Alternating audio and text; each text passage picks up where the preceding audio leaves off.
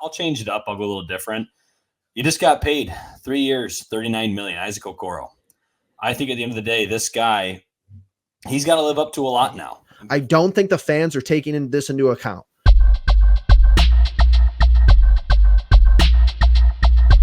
Cavalier faithful, welcome back to Cavs Encapsulated season number 4. My name is Jeffrey, Justin is next to me, and Logan is down below.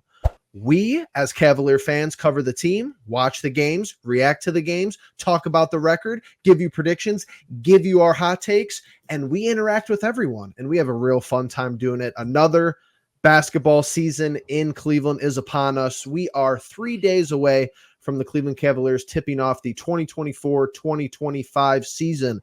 We're going to talk a major injury. We're going to talk the first couple games of the year, and we're going to give our full 82-game prediction for the Cavaliers and where they're going to end up seeding-wise. Let's just hop right into it.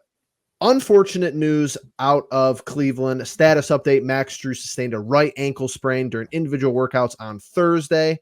Strus will be reassessed after 6 weeks of treatment and rehabilitation. Justin, good to see you, as always. With Strus's injury starting the season, I want to hear who you think steps up, who fills the void, how Atkinson approaches the situation, and how we move forward from here. Well, I think the important part of that release was that they are going to reassess him in 6 weeks, not going to be back in 6 weeks. Yep. Which Jeff has also made tweets about on our page about the past couple of guys for the Cavs that have had ankle injuries not doing so well in recovery. So that'll certainly be something to keep an eye on. As far as someone going to step up, I think I'm just going to go with the obvious answer, and I'm going to say Dean Wade starting in the lineup. I think it just makes the most sense. You don't need to feed Dean Wade the ball, and he's someone that's going to be able to move and be able to pop and just be able to be everywhere on the floor. And it gives you that, and obviously we're removed from JB Bickerstaff now, but it He's choking. Right. JB Bickerstaff made him sick. He's allergic to JB. Oh my gosh. Amazing. Ooh, sorry about that. But it gives you that reminiscent vibe of the three big lineup with Dean kind of filling in at that Lauri Markkanen spot. Again, yes. We've seen him have the ability to kind of look like Lauri, but has just never been consistent about it. So hopefully he comes into the season healthy. Obviously wasn't very healthy last year. So I hope he has a big season, but not someone that you're going to be asking like a ton for, which I think is that kind of 3 spot in that starting lineup right now. I love that point. I love that marketing point. Logan, welcome back. Another season of Cleveland Pulse basketball coverage underway. Glad to have you as always. I'm curious as far as the same question. Are you going to go with Dean Wade, or do you think there's somebody else, waiting in the shadows to step out and, kind of have that leap that we talk about all off season? First of all, let's give it up for the guards. Hell of a season for the Cleveland Guardians. Good Cleveland Browns season. Let's give it up for the Browns. That season's over as well. Two Cleveland sports teams seasons are over. Continue. So we're back. Cavaliers are the central focus, and I do think it's going to be a good season for the Cavs. I feel pretty good about this team. Depth-wise, we'll talk about that later. But it's actually kind of needs to be talked about right now, right? The depth is so very important right now with Max Strus out. And we'll get to final record predictions later in the video, but I'm telling you, that whole what I had going in is already changed thinking about the Strus injury in those 6 weeks that we're going to have to kind of tread water a little bit with lineups. And like we said, Kenny Atkinson's going to be tested early in his Cavalier tenure. That being said, obviously Dean Wade is the right answer, and Justin's right in that assessment. But I'll change it up. I'll go a little different. You just got paid 3 years, $39 million, Isaac Okoro. I think at the end of the day, this guy, he's got to live up to a lot now. Before it was, okay, he's a good defender. Okay, a 3-point shot's coming around. Now it's like, hey, man, we got to rely on you to give us 10 to 12 points, 4 to 5 rebounds, and a couple of steals. Did Justin leave because I started talking to Okoro? I didn't know what he was doing. I thought I'm like, what is he getting up for? Okay, he's fed up with you already. We're on episode 0. This is the pilot episode of the season, and he's already fed up with 0.2%. Justin, are you fed up already? Is everything okay? I just couldn't believe he went there. Okay, I would have rather him say something about LeVert and stick to that. Here we go. All right, I'm buddy. going to give you both, Justin. How about that? We're going to start with Okoro, right? Max Strus is the type of person that, sometimes can be feast or famine occasionally. He knocks down 5 threes or he kind of can be quiet. But I think he always brought the energy. So I don't think anybody can replace the shooting that Max Strus possesses. That includes Okoro. That even includes Dean Wade to an extent, because Wade has had many times during these last few seasons where he's non-existent on the floor offensively. But what you can do is match the energy, the hustle, the grind, the getting in guys' faces. Max Strus, I think, has more attitude than I expected when he came over here to Cleveland. You got to have that same nasty attitude. I think that helped the Cavaliers in the playoffs. Even a guy like Max Strus, who didn't have a heroic offense or playoffs, I should say, like he did in Miami the year before last. I think you got to have guys that can step in and give you energy. So Okoro, energy is going to be paramount. Can he knock down a few threes? I don't know. We ask that question every year, and everyone always tells me he's getting better, but I don't see him shooting a whole lot more. It's about volume right now. And I think Kenny Atkinson is going to get that volume up for guys like Okoro and for other guys down the roster. Talking Karis LeVert, your other favorite player, Justin, you want to walk off again? I know you don't like Karis LeVert either. Love but Karis LeVert is the type of person that, again, feast or famine. It's spin the wheel. Who is he today? Michael Jordan or Michael B. Jordan? We don't know. So when it comes to Karis LeVert, this is a guy that he'll give you the energy. He'll give you 110%. Sometimes he'll also give you 4 or 7 misses from mid-range and keep shooting them. I think this Cavalier team has to be balanced. In last year, it's all reliant on Mitchell. I think in a Kenny Atkinson system, we're going to see a more balanced squad. Garland, you can slow down. You can just be focused on the efficiency and assisting, right? That's what Garland can focus on. We don't need anybody to be a hero here, but we need guys that are going to step up and fill their role. Whether it's $13 million a year, Phil, like Okoro, or LeVert, who's making, $15 to $16 million as well. I'm not talking about production in that regard. I'm talking about guys who are just going to thrive in their role and be balanced. I don't need anybody to be the hero. I don't need Dean Wade to go knock down 5-6 threes a game, even though that'd be awesome.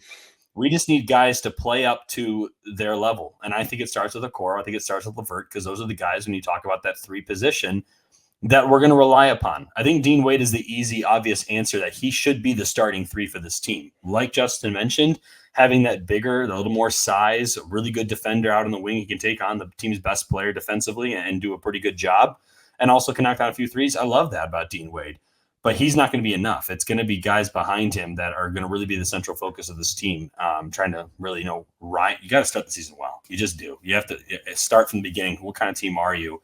We've had 3.5, 4 years to develop culture. Sure, you switch coaches, culture changes, but you can't lose the things that make you the Cavaliers. So it's going to come down to those players stepping up in their roles and shining in them. So honestly, and just a little preface, I guess, if anyone kind of missed the preseason, but the Cavaliers do go 0-4 in the preseason. Take that for what you will. I'm not going to take it for anything, but don't squeak out a win in the preseason. Just something I think it's worth mentioning, at least to a minimum. But the Strus injury, okay, here's how I'm going to look at this. If everything goes, normal with that, like a normal ankle injury, that's not going to be like a season killer. Prayers up for Max Strus. Hope that he, comes back in a timely manner. But it seems like we avoided something that could have been worse. So rolling with that, it's going to give us a good opportunity for other people to see how they fit in this Atkinson system. I think Dean Wade should start. I think, and honestly, it's going to be early, and a lot of people are just my advice for fans. And if I had to put something on your guys' radar too, is let's see the early narratives around Atkinson, yep. who he starts at the 3 and who his bench looks like, because I'm not saying it's going to go terribly. I don't think that it's not like it's Donovan, or it's not like it's multiple injuries already. We could kind of overcome a Strus injury. He's a valuable player. I understand that, but it's going to be the first 6 weeks of the season. Hopefully we get all this out of the way, and then you have health down the road into the playoffs, post All-Star break and stuff like that. But Wade should be the starter. Just like Justin said, give me that 3 big look. Give me that Markkanen light, please. You're going to get LeVert first off the bench, in my opinion. Okoro's going to come off the bench. I think you see Jerome come off the bench. Tristan come off the bench. That gives you 9 players, and that 10th guy is going to be a scrap, and it's probably going to be Jalen Tyson. At least you get to see Jalen Tyson early, I think. At least you have a better chance of seeing him than I originally thought you had. It'd be interesting to see what you have from him, see if he could give you flashes, see if he could give you, some Craig Porter Jr. inspiration that we saw most recently with somebody who was a rookie or who was one of the younger statesmen on the team, so to say. But yeah, I what's interesting to me is you hear this chatter all off season. Oh, Mobley's volume is going to go up. Kenny Atkinson wants Darius Garland to shoot 10 threes a game.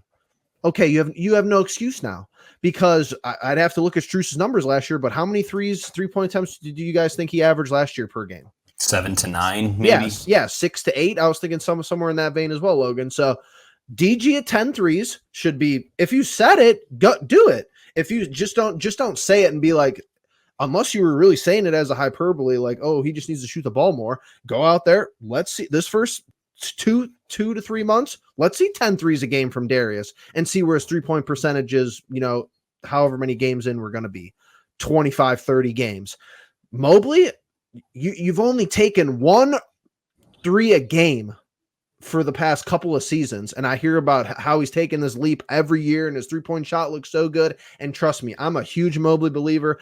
I think he unlocks this team to go to the ultimate, stepping stone and win it all, in my opinion. Mitchell would have to play a big role. Garland would have to play a big role. I think Mobley is the key. Shoot 4 threes a game if you're Evan Mobley. Take up this vacuum of volume and move on from there. We'll get to see if the extension, the Okoro extension, we'll get to see what we spend our money on there. Obviously, the LeVert experience is going to continue. And interestingly enough, I kind of just went through the first 10 guys there that Atkinson is always talking about, 9, 10, or 11 guys, or whatever it may be. And I know I don't mean to give you guys headaches this early on into us recording this season, but I didn't even mention George Niang. So I think Niang probably still gets a nod over Tyson. And that's why just because of salary, pure salary, people are going to cry. Oh, well, yeah, NBA doesn't work like that. Niang's making $8 million this year. Tyson's on a rookie deal. They're going to play Niang. Sorry. So that was always like, oh yeah, the Tyson pick, like he had a good preseason and he had a good summer league and whatever it may be. And he looks like he has some talent, but the dude really has no shot to play, even when you have a major injury like this, based on everything else. So I always kind of thought it was funny that he was going to be a big contributor. There's an inside shot he might be if you're talking about the end of the season, but it doesn't seem something that's very plausible. Did I miss anything? Logan, Justin, did I miss anything? No. So, let's do this real briefly. Jerome or Craig Porter Jr., Logan, if you were Atkinson. I used to say Porter, but I'm going to go Jerome just in this case. I think CPJ off our bench, and I mean this so sincerely, I think he has the most potential on our bench. As far as a guy that gets it, that understands it, that can defensively hold his own, that has – we said it last year, right, outside of Donovan, might have been the second best finisher on the team at the rim. But I don't think his jump shot's there yet. I think he can get a little sloppy sometimes. I think he maybe gets, I don't want to say too fancy, but over ambitious with some cross court feeds and things of that nature. I think Jerome, considering you didn't get to see much of him last year, I liked what I saw in the preseason. He's more scrappy and a better defender than I might have given him credit for.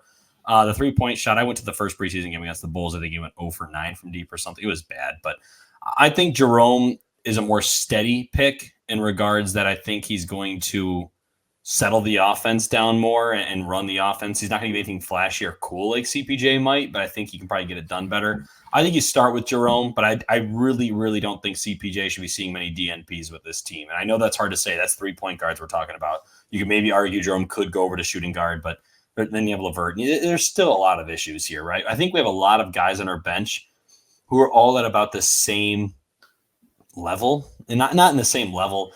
People are going to rip me apart in the comments, but my point is that, like, I don't think there's anybody on our bench who totally stands out above the rest. I think a lot of these guys are interchangeable, pick the matchup. Not on like a consistent basis. Correct. Like when it comes to matchups, that's when you decide. You need a little more athleticism, a little more speed, a little more legs, you go CPJ. You need someone that's just going to handle the environment better, you go with Ty Jerome. I think you start with Jerome, though.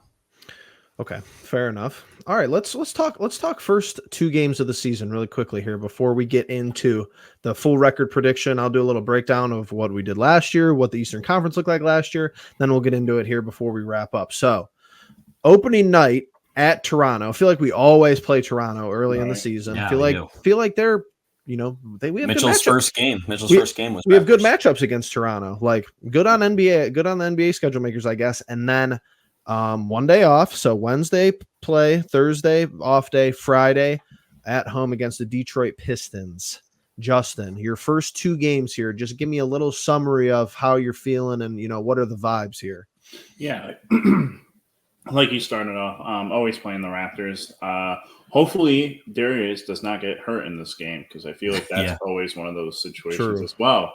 That being said, I do really like the matchup here. I think that the Raptors obviously shelled out a lot of their guys, brought in a lot of younger talent.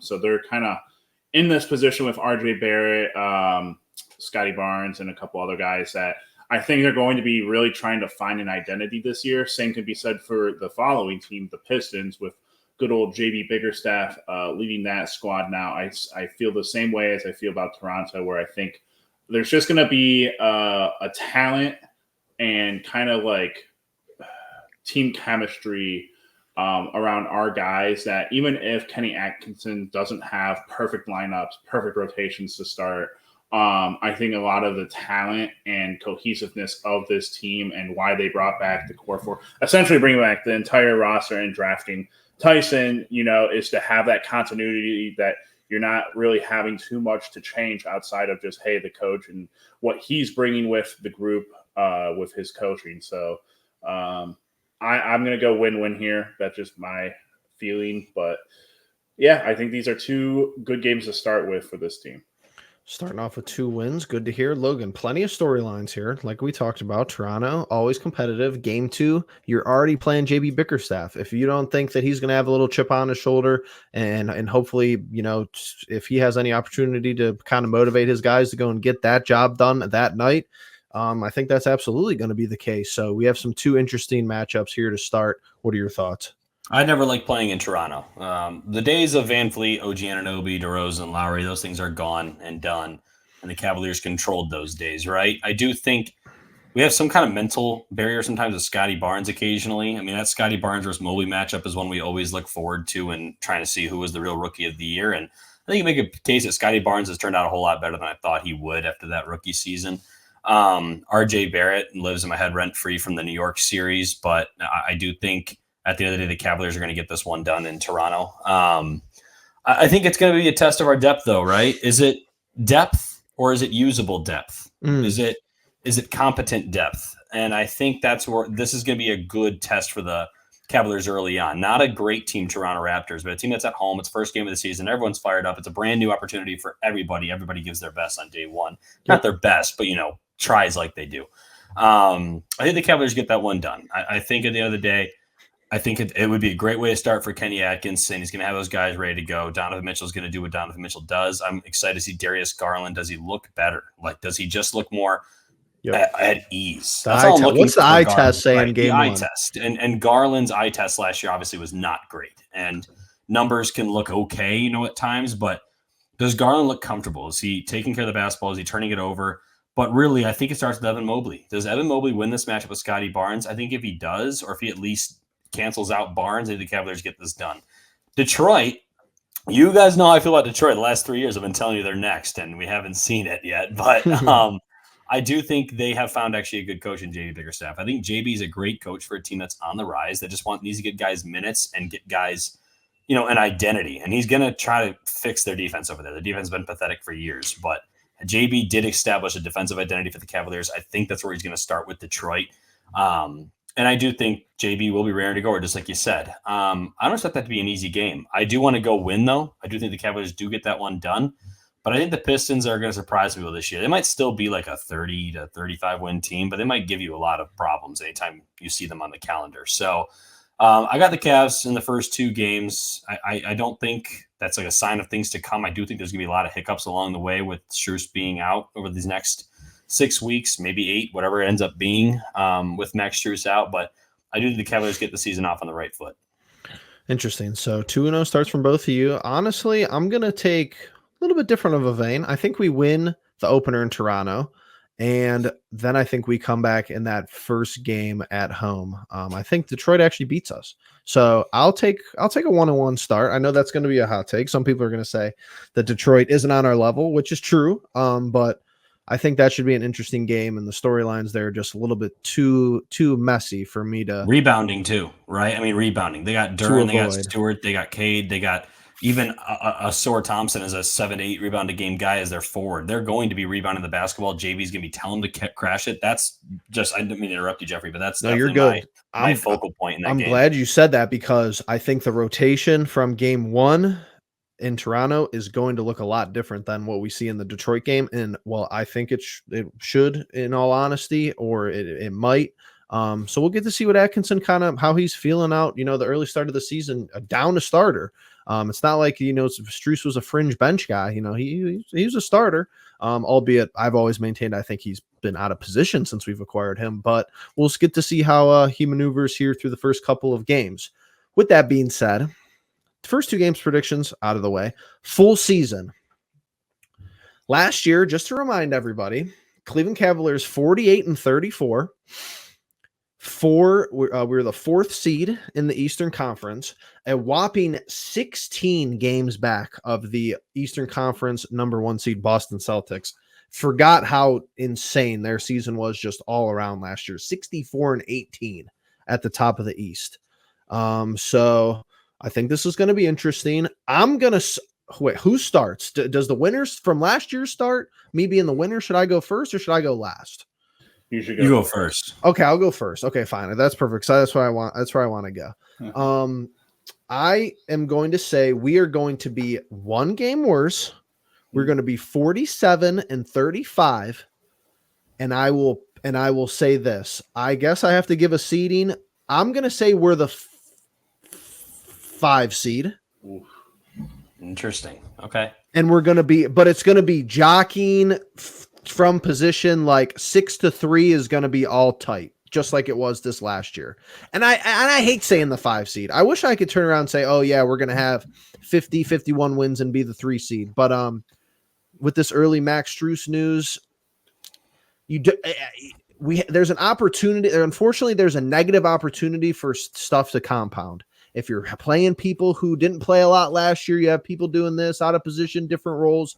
Sometimes one injury doesn't seem like a huge thing. Like I said earlier, it's not, but it's a kind of a rough way to start the year. I think we're going to survive through it. I don't think we're going to be like below 500 through the first 6 weeks.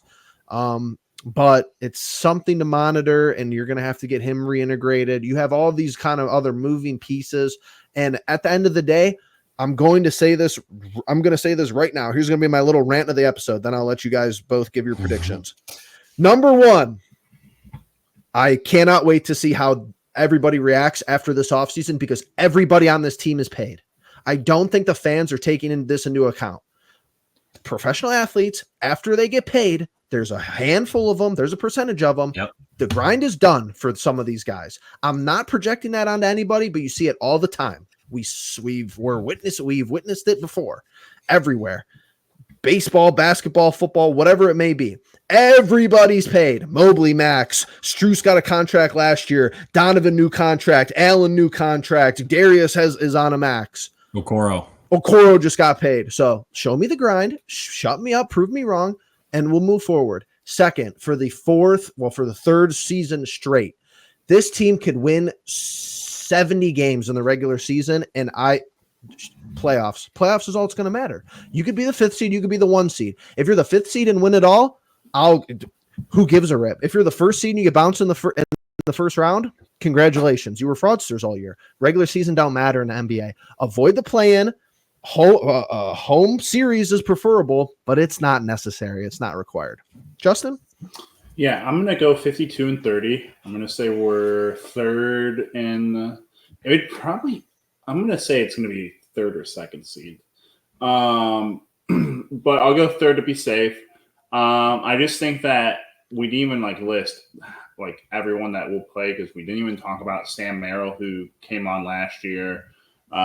We did talk about Karras and Okoro, but I also wanted to talk about Niang, and I thought, even though he stunk last year, I did think that obviously getting a new coach offensively would be something to watch for with him, to see if he's used differently, to see how many minutes he does get. But overall, I do think that this is why getting Kenny Atkinson was so important, because with a guy like Max Strus going out, it's not just going to be the 1 through 8 rotation that we did with JB. So for me, I already think that he had a plan for whoever. He has a plan for anyone who goes down, honestly, because I think he's willing to play just about everyone that is on the roster, on the 15-man roster.